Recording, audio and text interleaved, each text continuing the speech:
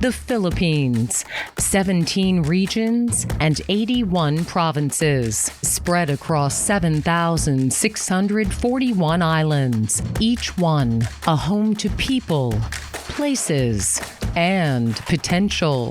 The Philippines, a member of ASEAN, the Association of Southeast Asian Nations, and BIMPIAGA, the Brunei Darussalam, Indonesia, Malaysia, Philippines, East ASEAN Growth Area. There's definitely more to the Philippines than just the national capital region. Find out more about what the rest of the regions that comprise our archipelago and the regional groupings that our country is part of have to offer to us and to the world on Regional Roundup.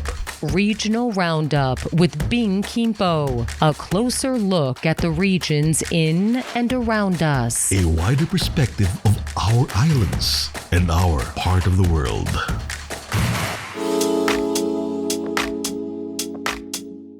Welcome back to Regional Roundup. This is the second of our 2-episode mini-series on Jagna Bohol. Again, we're talking about tourism. In our first episode, we featured the move of Jagna to position itself as a faith tourism destination in the island province. This time, we'll focus on other facets of this port town's tourism offering. Jagna has a lot to offer visitors. There's diving, paragliding, even strawberries from a farm high up in the mountains. Plus, we'll talk about the tourism market that Jagna is targeting, as well as the support infrastructure needed to serve them. So again, on Regional Roundup this episode, we're in a conversation with Jagna Mayor Joseph Rañola to discuss tourism in his municipality. My name is Bing Kimpo, and this is your Regional Roundup. Is there another reason to visit Jagna? I'm really happy na you can open the door for us, no, in telling the audience na unang-una, Jagna with its shoreline from end to end. There is a lot to see underwater. We have a good diving site. Magnificent sites na makita mo doon. Corals, the hard and soft corals, grabe. Dami mo makikita sa adventure under the sea. That's the reason why nga pala this year, before the end of the year, we will have soon the first underwater photo competition to start the ball rolling. And from the deepest sea, going now to the mountains, because Jagna actually is composed, is mostly hills and mountains, no? Bundok, no? So, anong tawag dito? Only 40% actually is flat. So, kaunti lang, di ba? So, kung titignan mo, hindi pala ganun siya parang nakaka-discourage kasi mountain, di ba? Ang dami palang nangyayari doon. Meron kaming a place like Moto de Lorenzo, it's in Barangay Laca. Pag nagpunta ka doon, ang galing, it's like you are in Tagaytay City.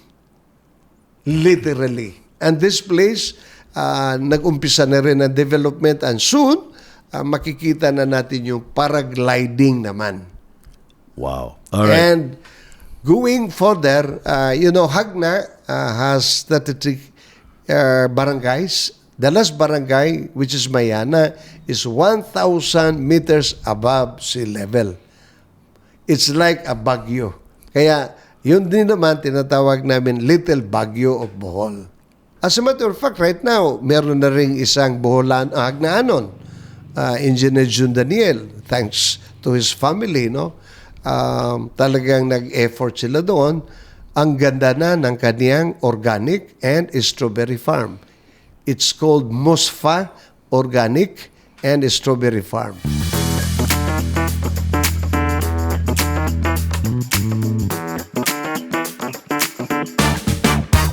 Kakaibang Jagna because you've got a very, very big leg up in the sense na you're a port town. You're blessed with a natural harbor and you're already serving, you're serving trips to different parts of the country, primarily Mindanao. And you've got tourists coming in from Camiguin, from Cagayan de Oro. Do you see yourself right now with faith tourism, with dive tourism as you're promoting it, with itong paragliding tourism, so adventure tourism alongside faith or religious tourism? Do you see yourself serving this same market or expanding to different tourists as well? First of all, we are 1 million Boholanos, adventurers, no? Pag fiesta yan, uuwi yan, no? Dadaan yan sa bayan namin. Pag wala nakita, talaga literally dadaan lang sila. Pero pag may nakita, probably pagdating nila, stay muna ng 1 day or bago sila bumalik from their towns, di ba? Whichever they come from Bohol, stay muna lang sila sa Jagna. At least now, they have reason to stay. Yun naman siguro ang essence, di ba? It's not only the gateway, kundi talagang reason to stay, reason to enjoy, di ba? The area. So, yun ang pinaghandaan namin. That alone, the Boholanos alone. Pag kita mo ang mga Boholanos, even December, even sa mga they always come and go home, no?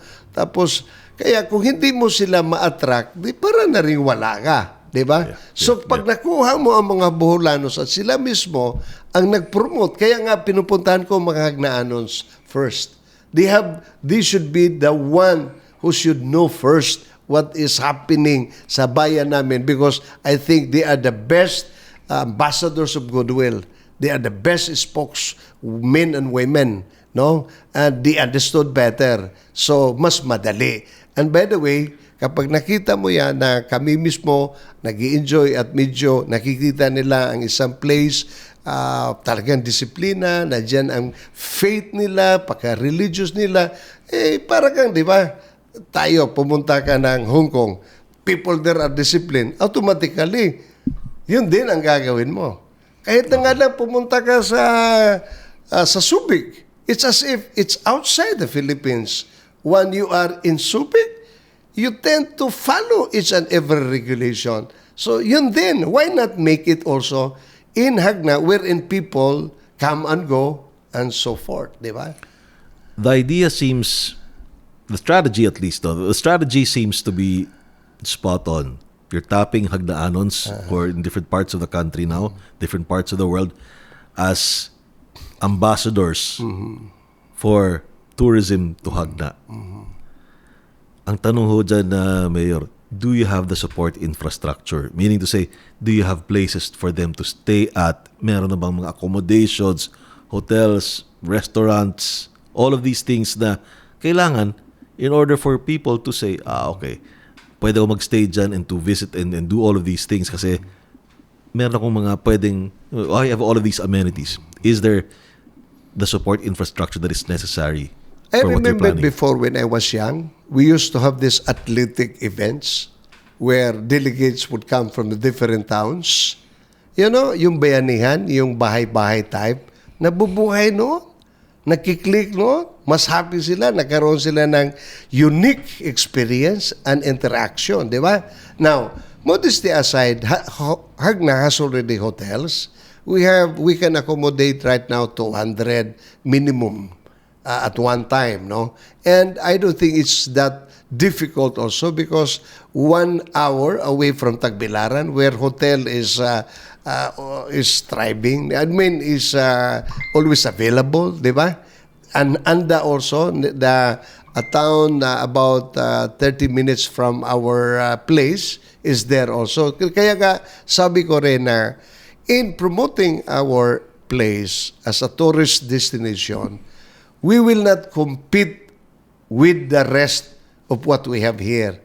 Ang gusto ko lang, magiging complementary kami sa mga tourism destinations na meron na, malakas na at existing na sa aming probinsya.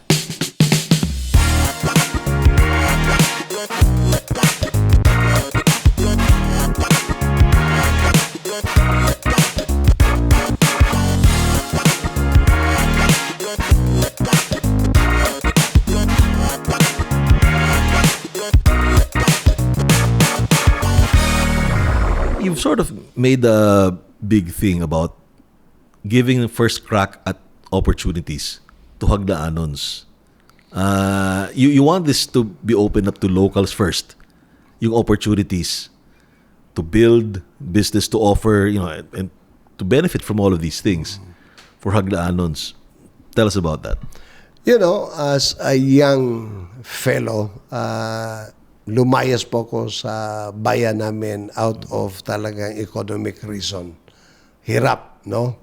Nakikita ko lahat kami mga Hagnanos, not only Hagnanos, ating Boholanos. We are adventurous in a way because we have to get our good education somewhere else, work somewhere else, etc. Now, the fruit of that is the Boholanos right now and the Hagnaanos that I have seen are already prosperous.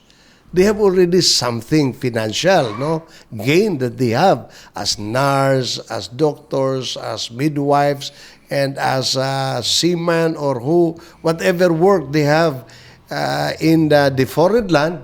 Certainly, nakakapagbigay sa kanilang advantage, nakaroon ng, thrifty din ang mga Boholanos, so save ng save. So when they come home, they have something.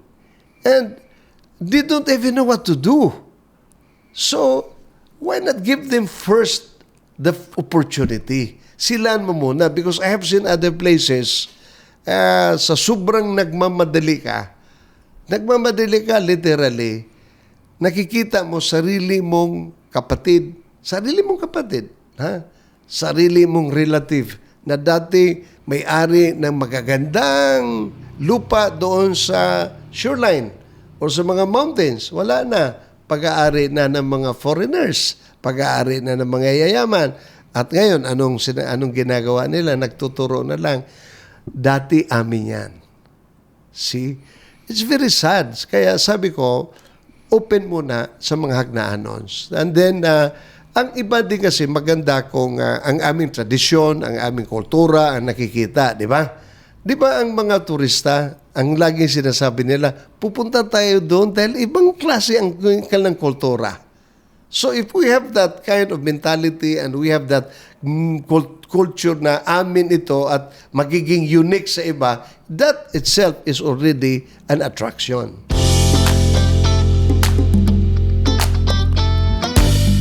And that was the second of our 2-episode mini-series on tourism in Jagna Bohol here on Regional Roundup.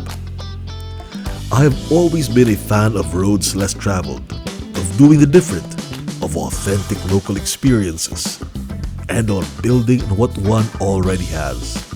Which is why I am rooting for Jagna.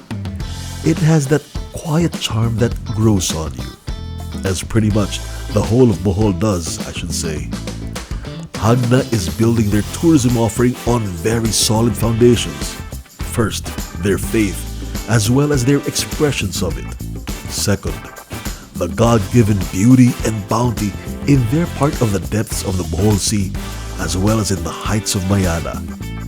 And third, their port, which is a transit point for travelers from and to Mindanao, including the tourist magnet that is Camiguin Island. It is reassuring that Jagna also seems to be set on growing at a pace set by its own people. Hopefully, it will stay this way for the Jagna experience to remain just that. Truly, Hagnaanon. This has been Bing Kimpo. Join us again next episode here on Regional Roundup.